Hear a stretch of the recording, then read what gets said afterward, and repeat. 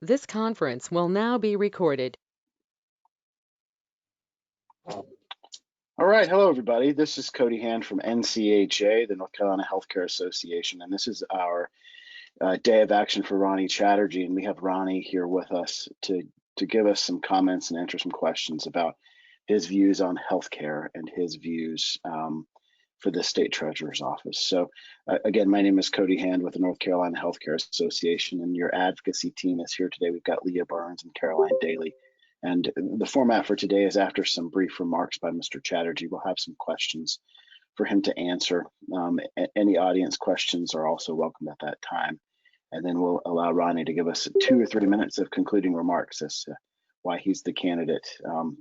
Just as a point of reference, NCHA did make a move the first time in my career that we did endorse Mr. Chatterji for that office. So we're very proud of his campaign and what he's bringing to the table. So with that, I'm going to turn it over to Ronnie Chatterji for some brief remarks. Ronnie? Cody, thank you so much for having me. It is great to be here with you on Saturday of early voting. There's a lot of excitement out there. I've been at the polls and there are so many people participating in this process. We're seeing record numbers across North Carolina. And so as a first-time candidate, someone who's going to have the opportunity, if I'm fortunate enough to be elected, to be running our state health plan, managing our $100 billion pension fund, approving and issuing all state bonds, it's just a humbling experience to be out there and seeing the process work. And all of our work over the last year and a half, when we started this campaign in May 2019, is finally come to fruition. And so I'd like to tell you a little bit about myself and why I decided to run for this office, and a little bit about my ideas on healthcare. And I'd love to take some comments and questions. And then, as Cody said, I'm going to go back out and work the polls, because we got to work hard all the way to the finish line. So I started off life as an economist, did my PhD, and started teaching at Duke University in Durham. It's not basketball season just yet, so please don't hold that against me. I never thought I was going to run for office, so I wasn't thinking about basketball when I, or politics when I joined Duke. But I started to do a lot of research on healthcare. In fact, most of my dissertation was on the medical device industry, and I taught a bunch of courses at Duke in our health sector management program, helping our students understand how to take healthcare technologies to market, understanding the complex institutions of US healthcare so they can make better business decisions that could also benefit patients. You know, when President Barack Obama ran for office in 2008, I was inspired to get more involved in the process. And when he won in 2008, he hired me to go work at the White House at the Council of Economic Advisors. So many of the healthcare policies that we are dealing with now, I know a lot about from when they were passed in the Affordable Care Act and what they implemented over the next 10 years. And I followed that debate really closely. When I came back to Duke, I really decided that I wanted to get more involved in how policy worked in North Carolina. Not only was North Carolina a swing state, it was also an incredibly interesting sort of state to really move forward and lead on healthcare issues. If you look at the innovation, the healthcare delivery, the fantastic people we have in the state, I really felt like this was a great place to be working on these issues. And so when Governor Cooper was elected, he appointed me to 2 statewide commissions to advise him on economic policy. I've served in those roles and really enjoyed it, but I've seen that a lot of the big economic and healthcare policy decisions go through the state treasurer's office. The state treasurer's office is probably the most important job that no one's ever heard of. You manage as a sole trustee the $100 billion pension fund, and you also oversee the state health plan, which has over 700,000 members. So if you put those 2 things together, it's probably one of the most powerful state government roles in the country. Very few states have a sole trustee system. Only 3 states give that kind of authority to an elected treasurer. The state health plan there together, along with the authority on bonds, gives the treasurer an overview of everything you can do in the state on economic and financial policy. So I decided that we could do better than having a politician in that role. I thought we ought to have a nerd. And so I decided as a professor to jump in this race, and that was my slogan. It has been the whole time, being a nerd and not a politician. Now that might not work if you're going to be a legislator or one of those really political jobs, but the state treasurer shouldn't be a political role. It should be one where you get the person with the best expertise, the most knowledge, and the best team to make the best decisions for North Carolina. And so what I've found in this race is I've been able to build bridges across a wide variety of networks, across partisan lines, all across the state, to really build a coalition that's going to win on November 3rd. But it had to start somewhere, right? I mean, I'm not the typical political candidate, as you can already tell. I mean, my last name has like 17 letters. I'm a Duke professor, as I already told you, right? I'm not the person that the North Carolina political class would choose to do this job.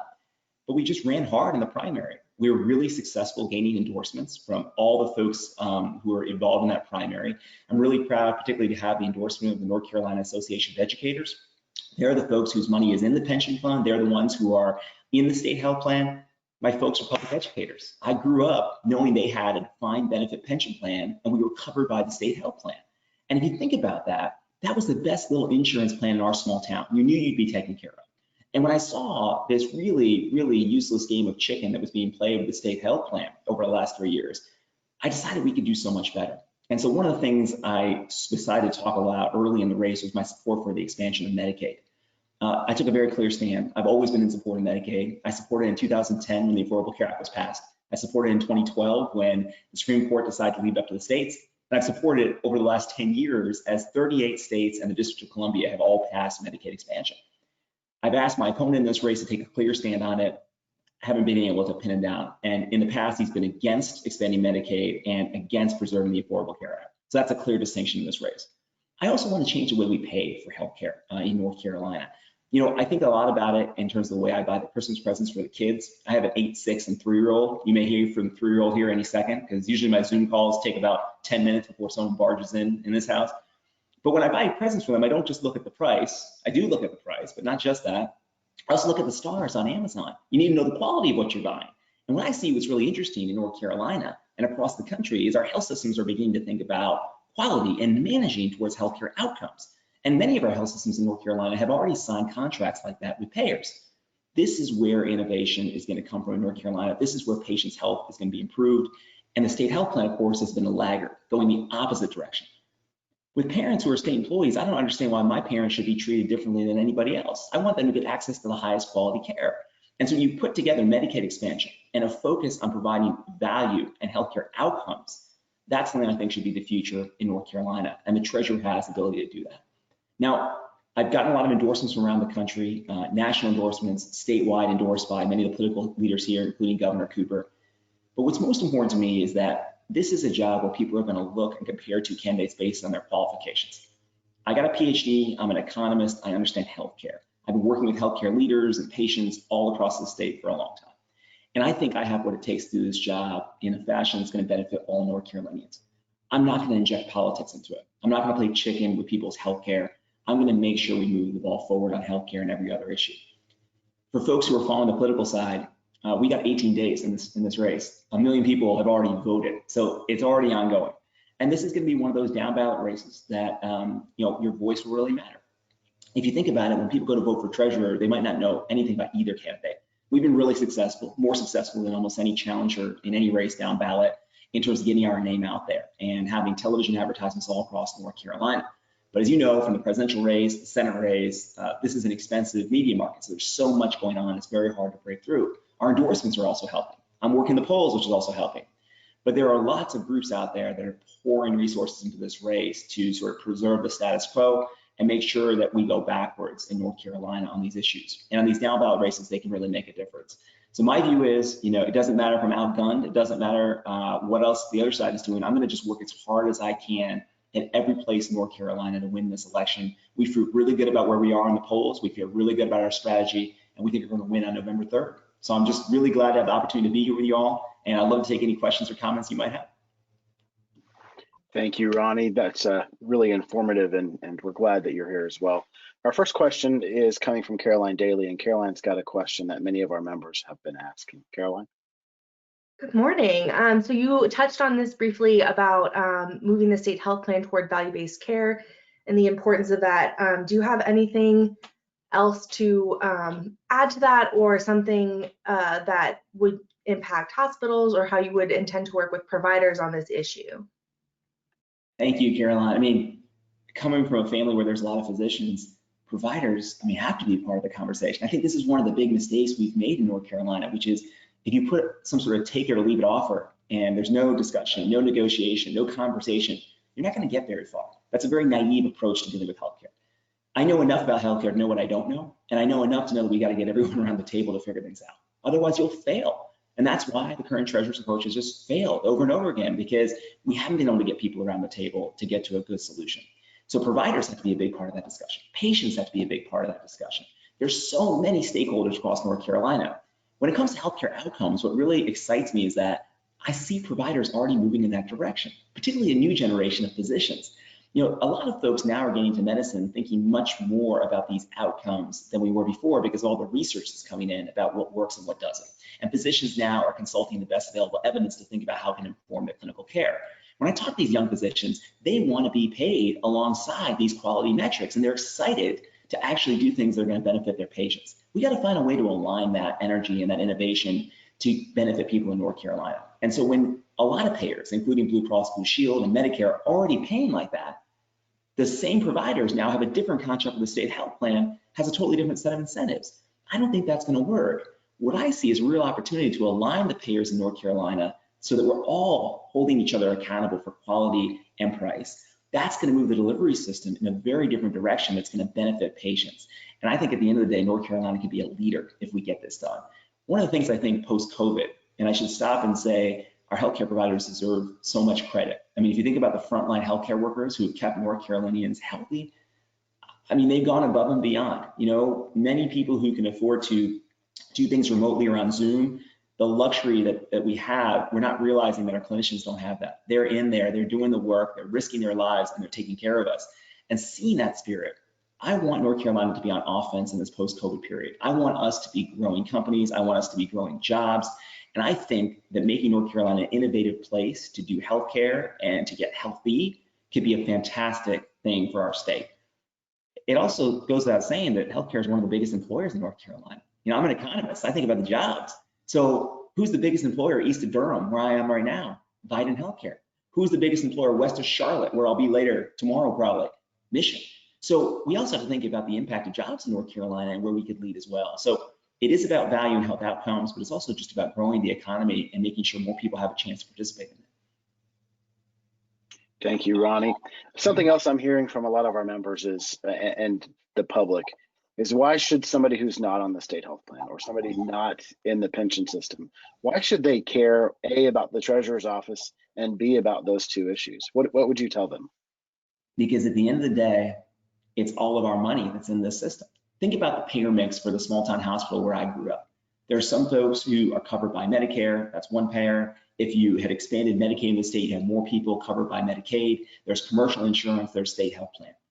If the state health plan is basically putting people out of network because they can't reach a deal with providers, that's going to change the financial situation for that hospital and that community. And if we don't expand Medicaid in North Carolina, that's also going to put a lot of financial stress on those same health systems.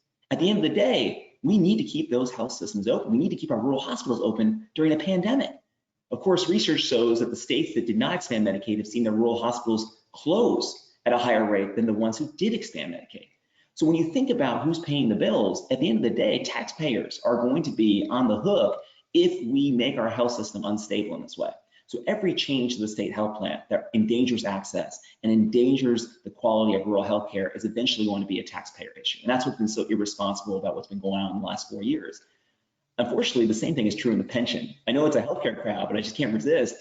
If you underfund the pension by keeping billions of dollars in cash, that's not a conservative strategy. That means you're leaving a huge gap that someone else is going to have to pick up the tab for later on. And that's also going to be the taxpayers. So whether you work for the state or you're on the state or not, this is going to be your problem. And you need an innovative, high energy treasurer who understands economics, markets, and healthcare to be in this job.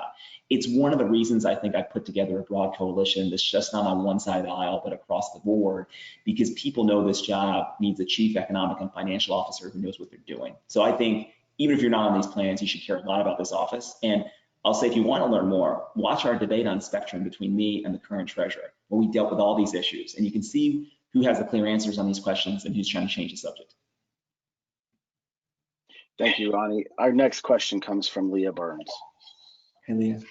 Good morning. Thanks so much for being with us. We really appreciate your time. So obviously, we've talked a lot about the state health plan and Medicaid expansion, and both of those are top of mind for all of our members. So can you talk a little bit about how your strategy on the state health plan will help influence, hopefully, a legislative strategy or change on Medicaid expansion? And what do you think that larger impact on North Carolina will be?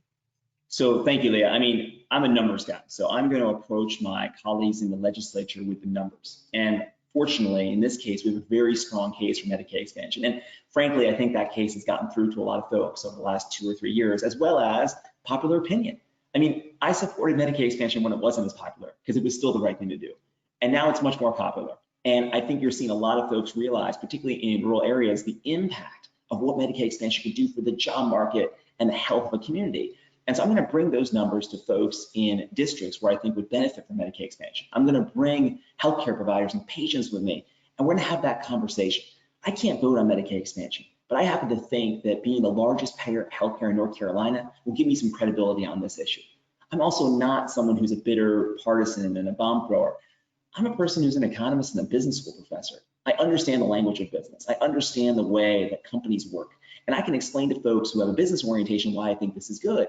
It's not a coincidence that a lot of business leaders also support Medicaid expansion. So there's a lot that we can build on. I also think, to be frank, we may be waking up January 2021 with a different political configuration in North Carolina that may make it easier for Medicaid expansion to be passed. Even if that's not the case, and I'm elected treasurer, I'm going to be a strong advocate. I just don't think there's any choice. You can't have the top payer of healthcare in the state being silent on Medicaid expansion. And I just think that's it's not viable. And I made this point in our debate on Spectrum. I've made this point many, many times. You can't duck this issue. Of course, it's not just going to be my voice. It's going to be the voice of the governor, the voice of all the other folks on the council of state, and all the different stakeholders. But I will have a voice in it, and I plan to use it. Thank you, Leah. Thank you, Ronnie. We do have a couple of other NCHA staff who have questions, but before I do that, are there any callers from outside of NCHA that want to ask a question?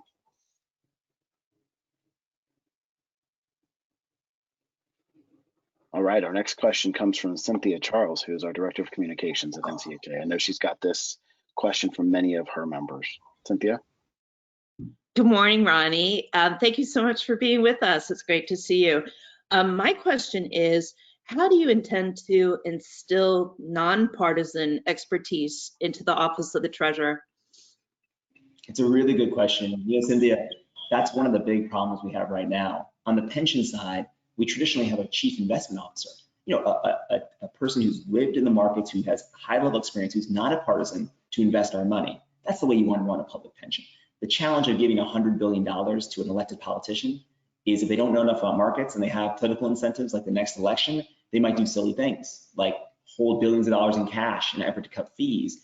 But when you hold that cash and you save fees, you're also losing billions of dollars when the stock market goes up in 2017, in 2019, in 2020. So we've made a trade right now where we've saved some small amount in fees, about equivalent to about $50 maybe for a family in North Carolina, but we've lost $4 billion. And so I see that as an elitist attitude that does not bring in a talented team to tell us what we need to know. My education hasn't taught me that I'm better than people. And as I told the treasurer on Spectrum, it's taught me that I need a good team around me. It's taught me all the things that I don't know. It's the same thing with a state health plan.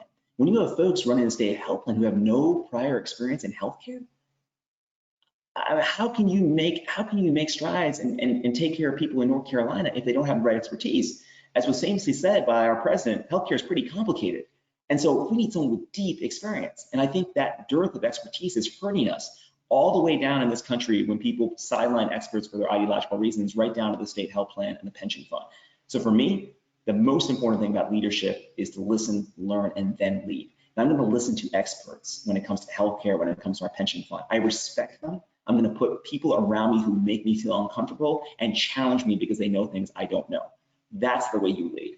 An elitist attitude assumes that one person knows all the answers, and we just can't have that in the state treasurer's office. And so I'm planning to do the best I can to hire people with fantastic expertise and great backgrounds. I also want to hire people with diversity of experience and perspective. It seems to me that the folks who depend on our healthcare system in North Carolina are a very diverse group in terms of gender, in terms of sexual orientation, in terms of background. We should also have folks who understand those different experiences so we can serve them better.